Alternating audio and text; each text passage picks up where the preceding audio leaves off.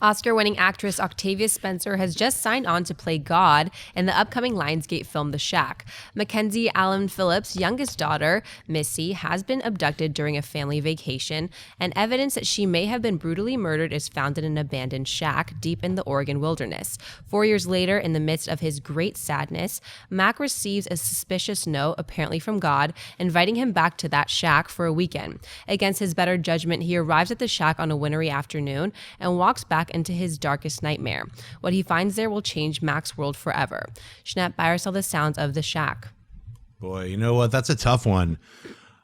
I don't know if I could buy it or sell it. Just for like, I think she's a great actress. It rings of comedy. Like, even though the description sounds like a horror movie and it's like God is the devil, like, come back into your nightmare. It's like, but you get the feeling just from that and the casting that it's going to be like, we know you've been suffering, and like, look at the world, like the cup's half full, not half empty. Like, it's going to be a transformative film that you're going to be crying at the end of it and like, embracing life. So part of me, I guess I'll just buy it just from my describing it. So I'll buy it. Like, if it's a transformative film like that, where it like lets people who've gone through horrible, horrible tragedies, not only laugh a little bit, but also come away from that with a way to look at the world in a brighter way, then I'm all for it. If it's just a horrible comedy, I sell it. So I don't know. I'm going to buy it for right now. I'm going to buy it. I don't think it's going to be a comedy. I mean, who knows? It might be. I don't think it is. And Octavia Spencer is stupid talented. She's so good whenever she owns a screen when she's on. She's got that kind of personality and presence about her. But here's the thing: I am a sucker for movies that have the great hook one line. The Bourne Ultimate, not the Bourne. The Bourne. What's the first one called? Identity. The Bourne Identity, right? Okay.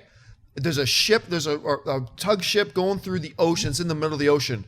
No boats, no wreckage anywhere, but finds a guy just floating in the middle of the ocean. Who is he? That stuff like that, right? A guy who apparently thinks his daughter, maybe she is, maybe she isn't.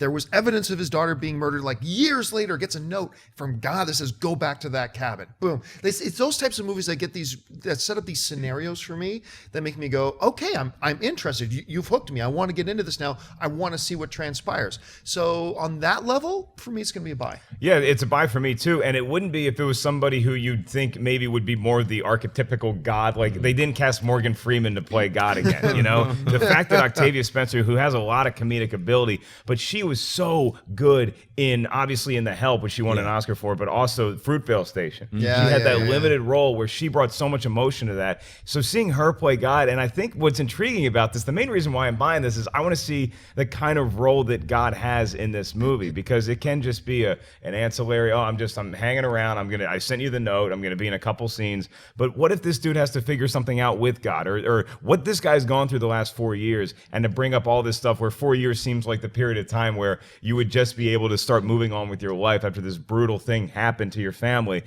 It's an intriguing premise to me, it's a better title than The Story of Your Life. Right. Or is she even going to be God? Maybe it's like she's just human and why would God write a note? Yeah. It's weird. Yeah. That's the thing I was thinking of is what if it's not even God? What if it's like somebody like who knows something that then is actually kind of in a way like playing games with her to see what goes on. It's like that's another layer of that. So let me get your picks on this right now. After reading the description, hearing the description, is the daughter that was apparently killed years ago, is she actually dead and there's lessons for him to learn going back? Or is she not actually dead? Schnepp, let's start with you. Is she dead or is she not dead? Boy, without knowing the context of the story, whether she like Octavia's playing God, or psychologist God or friend God, psychologist God.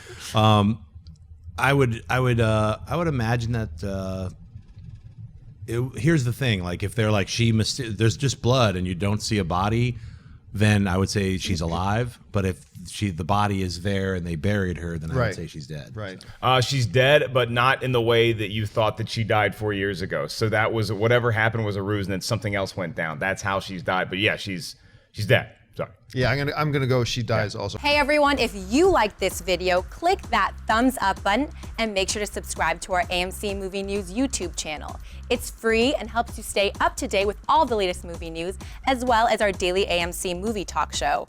Also, make sure that you follow us on Facebook and Twitter to stay up to date with all of our special promotions, contests, and prize giveaways.